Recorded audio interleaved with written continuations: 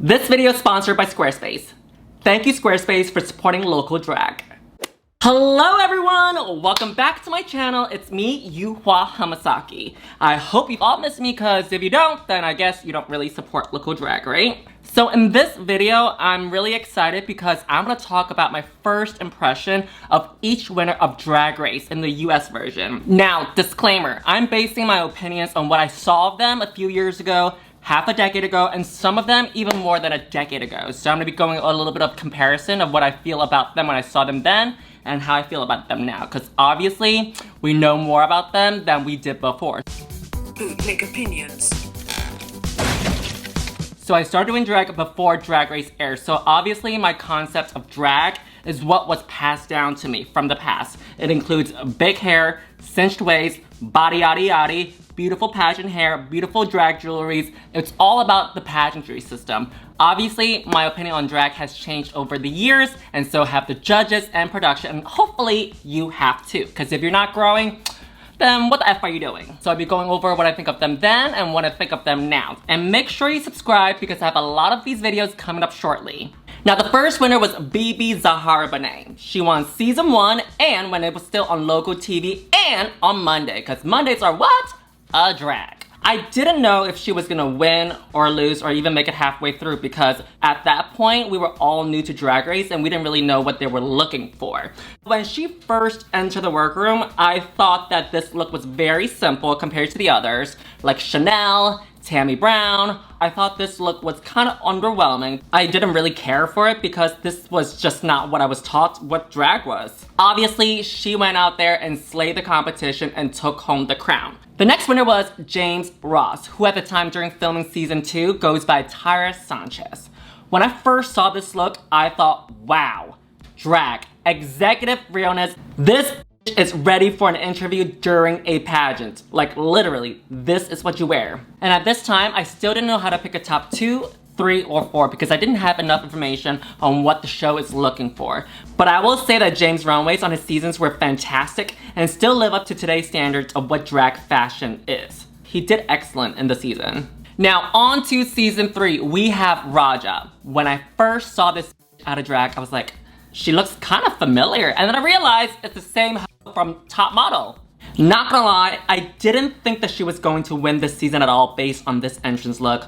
Although I do enjoy it, but based on the entrance look, I didn't think Drag Race was going to buy it. At the time, a drag standard was all about body yaddy yaddy, cinched waist, breasts, curvy hip pads, big hair, pageant jewelries, pageant gowns. It was still that kind of standard. So I didn't think that Drag Race would buy it. Although I enjoy it, I just don't think that they would kind of understand it. But she has proven to us through the season that she's actually a pretty funny queen who has the fashion, the mug, and also know how to work the runway. So I guess the production team bought into it. Till this day, Raja stands as a legendary queen. Up next is season 4's Sharon Needles.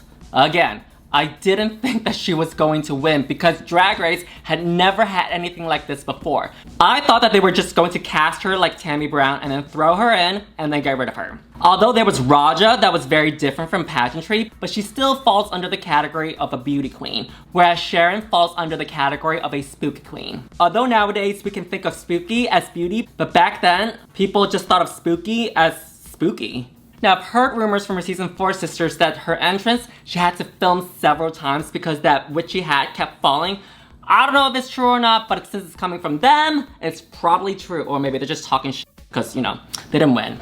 About this look, mama, this is pretty much Party City. There's no lie detected. But I think that for the rest of her runways, a lot of them have slayed and showed us that it can be spooky and beautiful. Sharon Needles truly changed the game for Drag Race. On to season 5, we have Jinkx Monsoon, water off a duck's back, who served a lot of funny moments.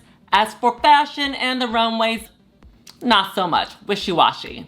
When I first saw Jinkx enter the workroom, you cannot convince me that she was going to win the whole season. And I think I speak for a lot of us when I say that. After the first few episodes, it still wasn't convincing. She was funny, but she lacks a lot compared to the other queens when it comes to the runways. I remember thinking to myself, well, she does great in the challenges, but in the runways, they're kind of a hot mess.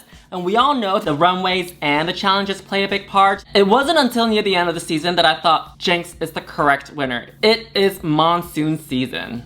Next up is Bianca Del Rio. Now, there were 2 rumors in New York about her being on Drag Race. The first one was that she gets eliminated early, which I didn't really buy. And the second rumor is that she gets eliminated early, but then she gets brought back near the end of the competition. So she was able to head to the finale by skipping a lot of the challenges, which I thought was kind of ridiculous too. But there was no doubt in everybody's mind that after the first episode, that she was going to be in the finale. Remember the acting challenge she did with Courtney with just one take? Professionalism. I was Team Bianca since day 1 from her season. Sorry, Laganja mama. Oh, on season 7, we have Violet Chachki. Now, from this entrance look, I think I speak for a lot of people too that we didn't see her winning the season at all. Because based on the entrance episode, we have Miss Fame, Violet Chachki, and I want to say Max in the same category as well, that they're all kind of fashion queens. But then from the group, I would say that Miss Fame had a stronger look. So I thought that between them, Violet wouldn't be in the finale. Sorry. But throughout the season, Violet has proven the judges, the viewers, and including myself wrong on how much hard work she actually puts into the challenges, whether it was dancing, acting, and making your own garments, and she rightfully deserves a spot in the finale. Next up is Bob the Drag Queen, and you cannot convince me that based on this entrance look, that you can convince me that she is going to win the season. I thought it was really hilarious that she gave a little tribute to Jujubee because without the arm, it's actually just unt, but with the arm, it's actually. Even midway through the season, I was not convinced that she was going to be in the finale. Although she was really funny in the challenges, it still just wasn't enough to convince me because we all know that the runways play a huge part of it. Although I do enjoy her, I just don't think that the show will give it to her to represent the brand as a winner. I think just like Jinkx, it was near the end of the season that I thought that it was either going to be Kimchi or Bob. And I was okay with either one of them winning, honestly. And I think that after the season, Bob continues to show us why she's a wiener. Congrats, Bob! Season 9 was Sasha Velor. Love the look. I adore it. I love it. But does the show love it? That's the question, right? So I wasn't sure how far she was going to get. I was afraid that she was going to get the max treatment or the milk treatment, whereas if it's something too kind of out of the ordinary, that the show may not enjoy it. And I think from the start, everybody's cards were on shade. And to be honest, this is not shady at all. A lot of people in New York City did not know who Sasha Velor was. We saw her do some competitions here and there, and she'll perform here and there, but we didn't really know who she was. But I think that she has proven to us over the competition that she's a fierce and gorgeous queen. And also a queen with a brain too. Social is a construct, tear it apart, mama. Now on to season 10, you have me, Yuhua Homosexual. Just kidding, it's actually Aquaria. I actually did see her in the finale because I feel like the show is not stupid. And at the time of the filming, she had a huge social media following, even bigger than Eureka's, even though she's been on Drag Race before. I remember people kept trying to compare her and Cracker together. I just didn't really see it. I just thought it was really forced and it didn't really go anywhere. Now, Aquaria was the last queen to enter. I kind of knew that there was gonna be 5 New York girls already. So when I said 5 New York girls, yes, I was acting. I knew there was gonna be 5 because I guess the other queens spilled to the other queens, and then there's a lot of talk of who's on to Drag Race, who took off their jobs. I didn't really tell my bosses until I was on the plane that I'm going to be away. They didn't know I was gonna be there, but I knew they were gonna be there. And Aquaria has proven throughout the competition through her runways and the challenges that she does deserve to be in the finale. And you know who I also thought that was gonna be in the finale too? Was Eureka, because she did the show before. She knows what they're looking for. She's done television before. So I just thought that she was gonna be in the top for sure. Next up is Evie Ollie, whom I just thought I want to see in the finale so badly. So weird and so different from the other drag that I'm used to, and also the contestants that were on her season. Anytime a queen that uses a prop for an entrance, I am here for it. Now, a little fun story. After the premiere, I posted on my Instagram story. I tagged Evie Ollie, Brooklyn Heights, Aquaria, and also Vanjie that I predicted my top 4 already. So I tagged them, expected a few of them to maybe repost because, you know, I said something nice. Nobody reposted. And then it wasn't until the finale that I realized, well, they probably didn't want to reshare it because they didn't want production to think that they were spoiling it. So I think that they didn't want to risk the chance of losing their crown. And I was like, oh, okay, that makes sense. I think for the whole cast, she stands out completely and marketed herself to represent all the queerdos out there. I really wanted to see her in the finale. On season 12, we have Jaida Essence Hall. When she first entered, I was like, whoa, this queen is gorgeous. Not only is she a pageant queen, but she is also a queen that doesn't take herself too seriously, which I really do enjoy because sometimes when the pageant queens in the past get stuck in the box, they don't really grow on the show to what they're looking for, if that makes sense. And one thing that I learned about her during the promo is that she makes a lot of the stuff that she wears, so a huge respect. You know, I think we all have different strengths and weaknesses, and one of her strengths is making her own clothes, and that's really awesome. And to the queens that don't, that's okay too. We all have our different avenues with drag. And after seeing her promo and her entrance look, I was like, for sure she is going to be in the finale. Season 13, we have Simone. When I first saw Simone enter the workroom, I was like, for sure she is going to be in the finale with Gottmik. I don't know who the other two is going to be in the finale, but I know that these two are going to be in. But as the season keeps progressing, almost near the end, I was like, I can see Gottmik, Rosé, and also Simone in there as well. My first impression of her is that she has star quality. She has what the show is looking for.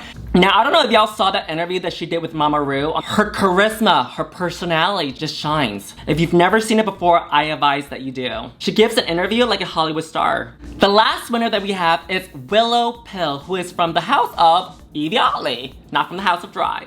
Now, when she first entered with this look, I was like, what the heck is going on? Because you look so fabulous in the reveal and also the promo look that I didn't expect you to be this bad. Because what happens is that the promos and the reveals a lot of the times gets filmed the following year. So the queens have already developed some skills on what the show is looking for. They probably got some new looks. They probably made some more money. So I thought, well, maybe the reveal and also the promo was like a false advertisement. But then as the season progresses, I was like, this entrance look that she did, she was trolling us. She purposely trolled us. And I think that Willow Pill is such a unique queen. After a few episodes, I was like, this queen is going to be in the finale. Her drag is fashion, very up to date, and it is very Willow Pill. Nobody's doing it like her. And that's a wrap on all the winners from the Drag Race US franchise. Let me know what y'all think about my first impressions and what y'all think about these winners in the comments below. I would love to hear it. Till next time, bye! Squarespace gives people a powerful and beautiful platform online to create their own websites. Come and create a community on your Squarespace website with a full commenting system that supports threaded comments, replies, and likes. You can also categorize, share, and schedule your posts via their powerful blogging tools. Also displaying posts from your social profiles so your followers can share them too. And my favorite? The Squarespace extensions that helps manage inventory, promotes products, bookkeeping, filing taxes, shipping items, and more. And the cool part? You can also connect your audience through gated members-only content to generate revenue for yourself. You can manage your members, send out email communications, and leverage audience insights, which are all super important and easy to use on the platform. Go to squarespace.com for a free trial. And when you're ready to launch, use my link below for 10% off your first order of a website or a domain.